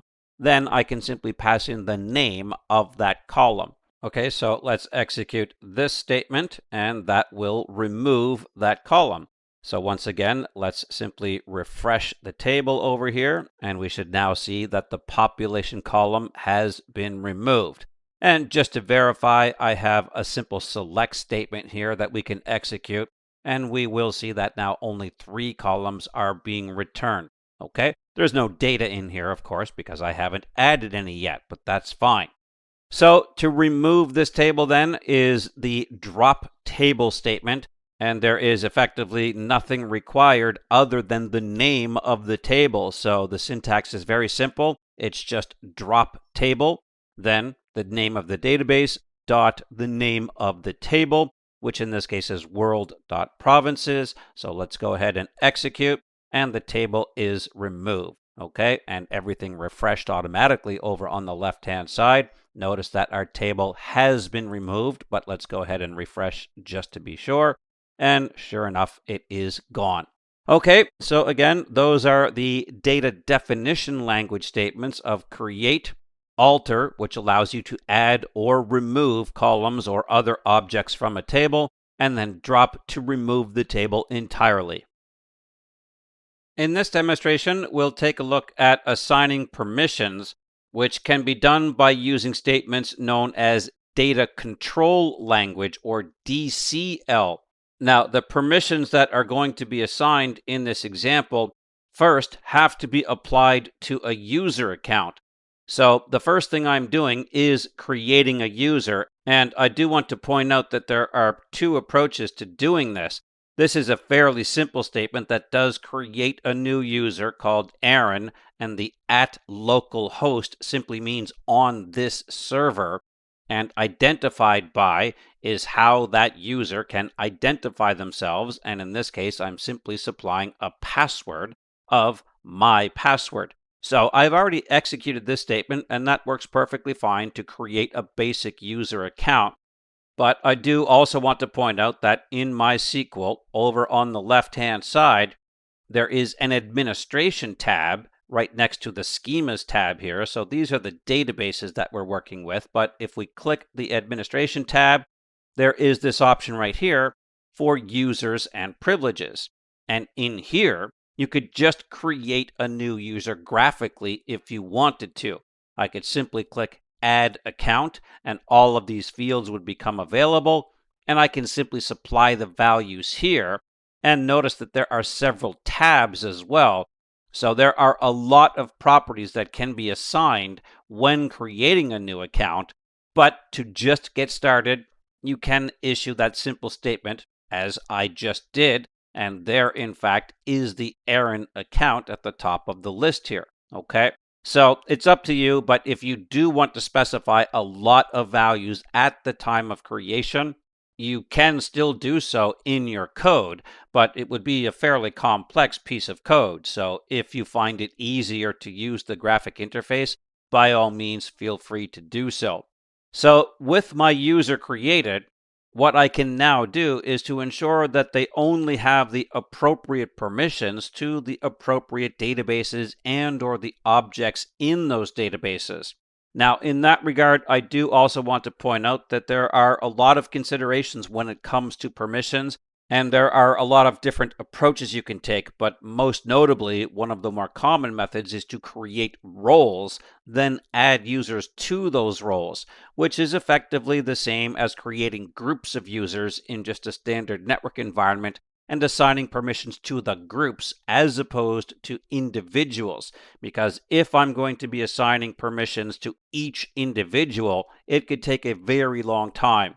So it typically makes more sense to create database roles, then manage the permission at the role level as opposed to user after user after user. But we do just want to start at a basic level here. So again, my Aaron at localhost user has already been created. I've executed that code already. We see the results down below. So what I can do now is to grant some permissions to this user. So once again, I'm beginning with the use world statement so that I don't have to specify the name of the database for any subsequent commands. And the command here is to simply grant. Now, this is not the correct syntax at the moment. I just wanted to show you what you can do. So I can grant all permissions, or I could use the specific permissions of select, insert, update, and delete. Okay? All would clearly include all of them, but if you want to be selective, then you certainly can. So that's up to you. But as mentioned, this is not the correct syntax. You do have to specify which ones you want. So I'm going to get rid of these parentheses here. And for the sake of argument, I will go with the all option just to make things a little simpler here. So if I simply issue grant all on, then supply the name of the table in this case to the user account that I just created, this will allow that particular user account all permissions on that specific table. Okay, so we can go ahead and execute this, and there we go. So that user is now able to select records from that table, delete records from that table, insert new records into that table, update those records, and ultimately delete them. But of course, you might want to change things from time to time. So if permissions have already been granted and then you feel like something should be removed, then the keyword in MySQL is to revoke. So since I have already granted all permissions to Aaron, I might decide, well, you know what? I do want Aaron to be able to select, insert, and update, but I don't want Aaron deleting any records. So I can revoke the specific permission of delete on the appropriate object. And since I did not use the use world statement here, I'm using the full name of the database and the table, which is world.provinces, and I'm revoking that from Aaron at localhost. So let's go ahead and execute this. And now Aaron has the other three permissions of select, insert, and update, but is not able to delete. Okay? So again, it certainly can take some time to determine which users should have which permissions, but that is why roles are more commonly used. But those are some of the basic commands to get started with using permissions in MySQL. In this presentation, we'll provide an overview of the various methods by which a database can be accessed, including manual, programmatic, through queries and reports, and other tools and apps. Now, the specific method used will generally depend on your role in the database environment and, of course, the tasks you need to perform. So, beginning with manual access, this is typically done by using the database management system itself, and the commands used to interact with the database are typed in manually. Now, this type of access would generally not be used by end users, rather by database administrators and developers, because it would enable direct access to the databases on that server. And the commands of the core language itself must be familiar to the user, which is usually not the case with end users. So manual access is usually very tightly controlled. Programmatic access might sound as if it's something that only software developers would use because the programming language itself is used. And that certainly is the case because they use their own development studios to interact with the database. But this is also how end users typically interact with databases. They're simply using a program that was developed by a programmer. So, of course, a programmer will have to develop the application in the first place, and as mentioned, that's using something like the development language and or a development studio. But once it has been built, it's used by your standard end users because it can provide much more powerful functionality than manual access. The applications can call many different procedures and functions and encapsulate them into easy to use interfaces. They also provide much more security because the application would be designed to only allow users the appropriate level of functionality. For example, it would not allow them to create new tables or delete user accounts, which could easily be done if they had manual access and were familiar with SQL commands. Query and report access could be done through manual access, but in fact, there are many other applications that support connectivity to the database for the purposes of generating queries and reports. Now, queries themselves are always generated by using the select statement, but when using something like a reporting application, it will likely present you with some kind of graphic interface whereby you can just drag and drop objects or choose them from a drop-down list once they connect to the appropriate database. But in short, every report is just a nicely formatted presentation of the results of a query.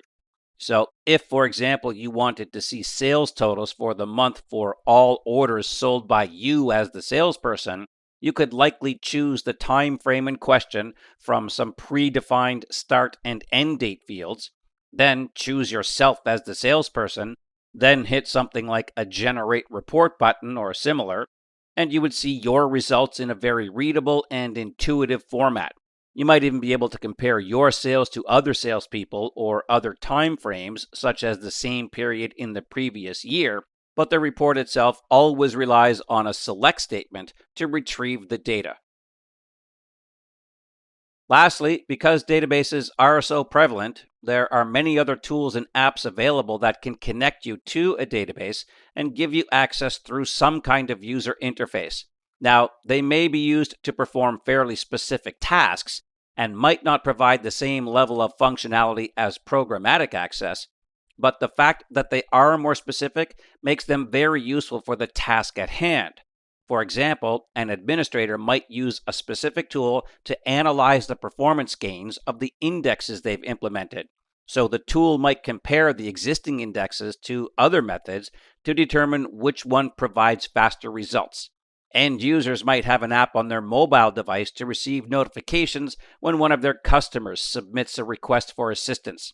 Really, the functionality can be just about anything, but in some cases, your device or application may require a software add-on or an extension to support the tool, particularly if your access is provided through a browser. One way or another, though, if you need access to the databases in your organization, there is most certainly a way to provide it. But again, it will just come down to your role and what kind of functionality you need. In this presentation, we'll provide an overview of database dumps and backups, both of which provide the means to move the data and the objects of a database from one place to another for purposes such as disaster recovery, relocation to a different server, or interoperability with other applications. Now, the terms used might vary to a degree depending on the database platform.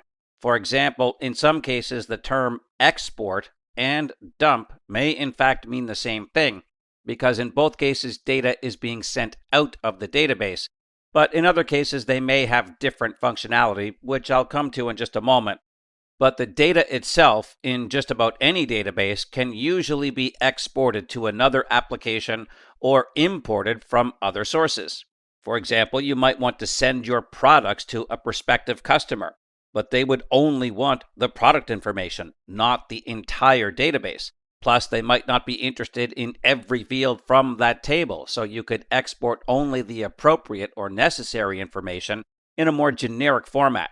Conversely, you might receive data from an external entity, and you want that data to be brought in to your database. So almost every platform provides you with these abilities. So again, a database dump may in some cases refer to the completed results of an export operation, but it might also be a separate task that is used more so for recovery purposes. Which is why in some cases a database dump is also referred to as a logical backup, because in some cases it's not just the data you want to extract, it's also the structure of the table itself or any other object. All objects in a database have to be ultimately created using the appropriate commands in SQL, and once they are created, even if the original statements were not saved in some kind of a file, the database management system can typically regenerate the statements required to reconstruct that object at any time based on its current properties. So, if perhaps someone inadvertently deleted the data of a table or even deleted the entire table itself, if I had already exported the data and regenerated and saved the statements that created that table, I could simply re-execute the creation statements, then import the previously exported data, and everything would be restored. So, as mentioned, a database dump is typically used for backup and recovery purposes, whereas exporting is more so used for interoperability purposes, but ultimately, an export can serve as a backup. But when used for backup and recovery purposes, database dumps can be time-consuming. But that would also depend on the size of the database and whether you're dealing with the entire database or just certain tables. And toward that end, it should be mentioned that there are also dedicated services for backing up databases, but they're usually performed in an automated and scheduled manner, and typically they back up the entire database, although you can do partial backups as well, or have different portions of the database on different schedules because the data in some tables might change all the time, whereas others are fairly static. So the more frequent the changes, the more frequent the backups should be.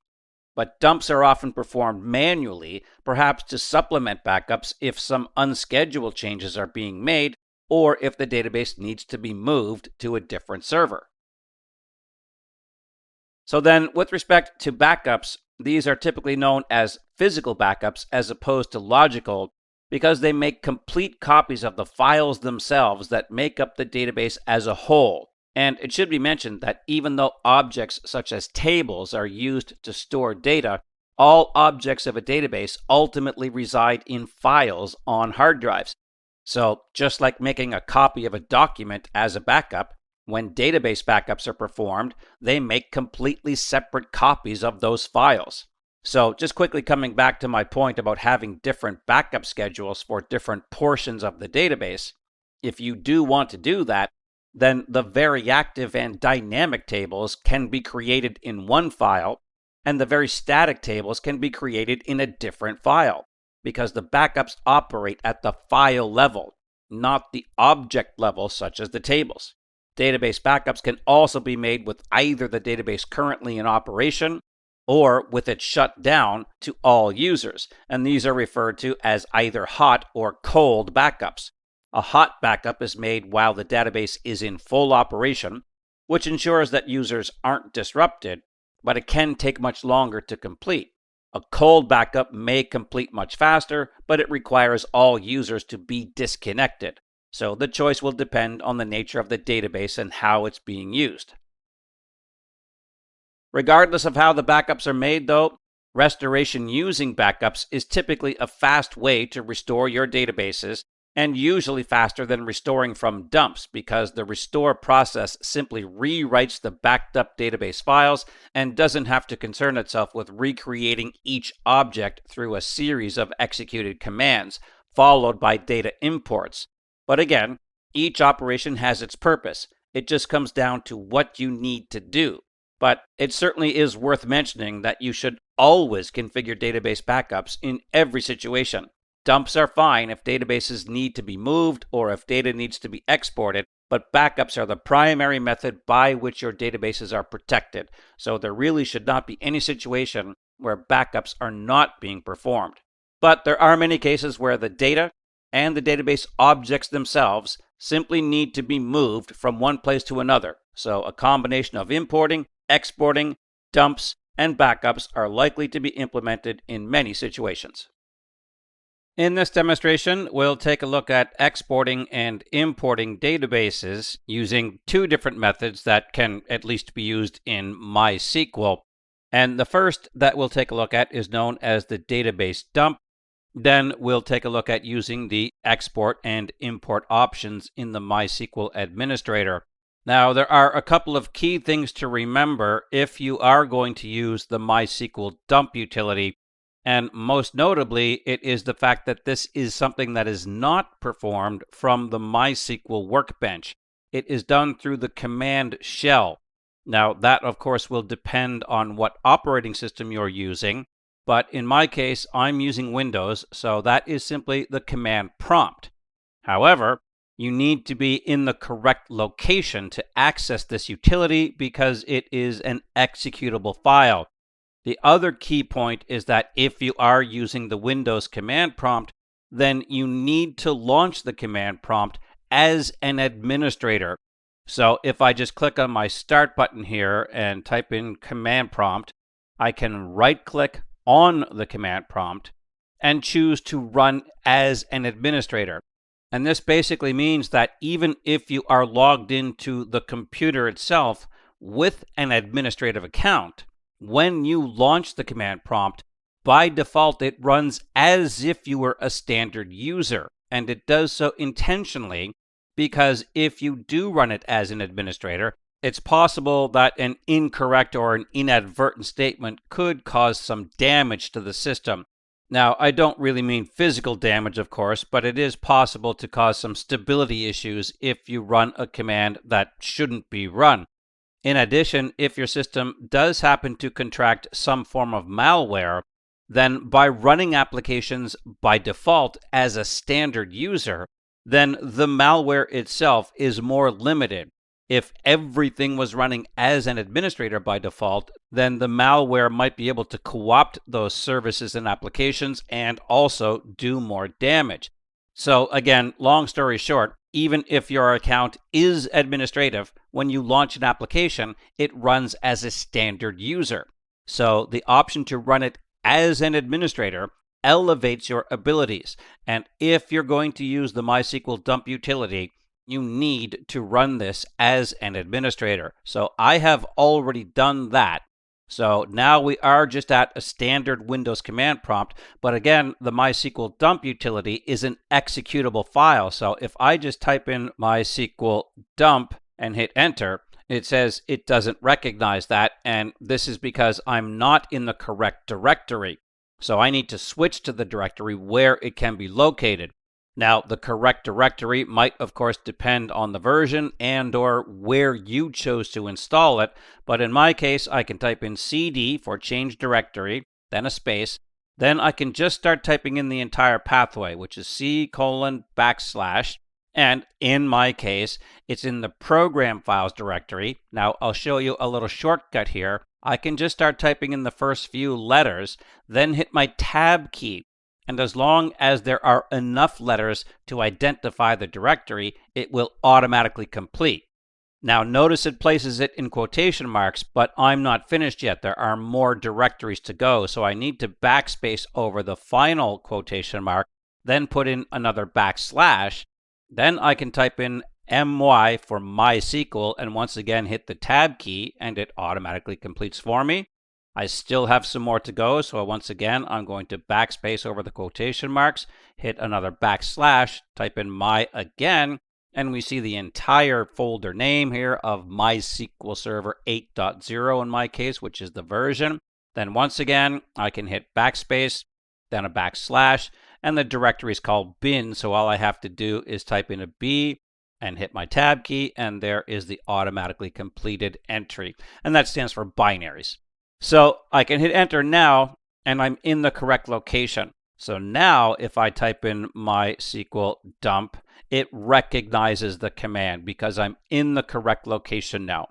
Okay, so the command itself is MySQL dump. Then I need to specify the username that I'm using, and that is done by entering a dash, then the letter U for username, and I'm using the root account. Now it also requires the password, but a general practice is to just enter another dash, then the letter P, and that means that you'll be prompted for the password, okay? Rather than typing it in at this point, we can simply be prompted. Then we need to supply the name of the database that we want to back up, and in my case, I'm going to use the world database. Then, if we are exporting the information out, we use what is effectively the greater than symbol, which is the arrow pointing to the right. Conversely, if we were importing, we would use the less than character. Then we need to specify a file name, and this needs to go in quotation marks. So we open a quotation mark, then I have a folder created on my C drive, so it's C:\\, and I simply called it MySQL Backups. Then I can just give the file a name, and we'll call this World Backup. And then the extension we can use is .sql, and we can then close off the quotation mark, and we'll hit enter, and we should be prompted for the password. So there we see the prompt. So I'll enter in my password and hit enter. And we don't get any notification that it did succeed, but as long as there are no errors, it did succeed. And we can verify that by just going to the directory itself. So let's go ahead and open the folder, and sure enough, there is the file right there. Okay, so that's the MySQL dump utility, and now let's take a look at another option. So let's minimize the directory here and return back into the MySQL workbench. And from here, if you click on the Administration tab over on the left-hand side, there is an option for data export. Then we see data import. So of course, we'll begin with data export, and I've already clicked on that. And we see the 3 existing databases. So we can choose any or all of them. I'll just go with the world option. Then there's a drop down here that allows you to choose either structure and data, data only, or structure only. I'll go with structure and data. Then you can specify to export to a dump project folder or to a self-contained file. Now, the difference is actually explained here. It says that each table will be exported into a separate file. This allows a selective restore, but might be a little bit slower because you're doing it one table at a time. Or you can export to an entirely self-contained file. That would not allow the selective restore, but it would be faster, okay? So that's really up to you, and in fact, I will show you both options, but I am going to change the location here to the directory that I just used. So let me click on the Browse button, then I'll click on my This PC option, go to my C drive, choose the MySQL Backups folder, and then simply click on OK. Then that will create individual files for each table, so I don't need to specify any names. Let's click on Start Export. It tells me I'm about to overwrite the contents, but there's nothing in there with the same file name, so I'm going to say yes to go ahead and overwrite. It's going to perform that, and it has completed already, so let's switch back to the directory, and there are the 3 tables, okay? Now, again, you can do this as a self-contained file, so let's go back, and we'll go back to the Object Selection page, and this time we'll export to the self-contained file. We'll change to the appropriate directory, which again is on my C drive, then MySQL Backups, and then we'll call this World Backup 2.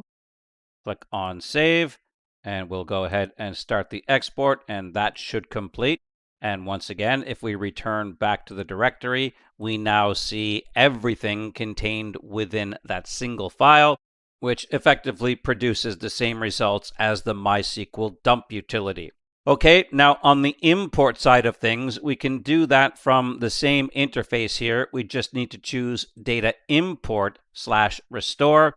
Then we can tell it to import from the dump projects folder. or from the self-contained file, which of course is simply dependent on which export method you chose. So since I did both, I could choose either option. But once again, you just have to browse for the location, specify the file that you want to use, then click on Open. Then we can specify the default schema to be imported to, so we can hit the drop down here and specify that this is the world database.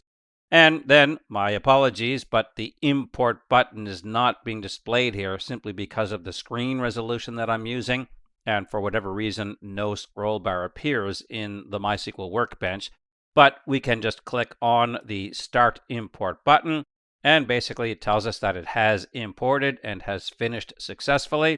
So really that's it. As long as you have the backup, you can of course re-import that database at any time to perform a restore. So it does depend on the options that you want to use with respect to the restore process, but again, both MySQL dump and the export option can produce that singular file. Or if you do just want to export individual tables, that's certainly an option as well, in which case you would just choose to import from the project directory, and then you could import only the appropriate tables. So in this course, we've examined basic concepts surrounding computer databases. We did this by exploring database structure and roles and features of relational, NoSQL, and flat file databases, database records, using Excel to create a database, performing database operations and database management systems, database storage and data persistence, data manipulation and database access methods, database dumps and backups, and exporting and importing databases. In our next course, we'll move on to explore basic concepts surrounding the CIA triad and information security.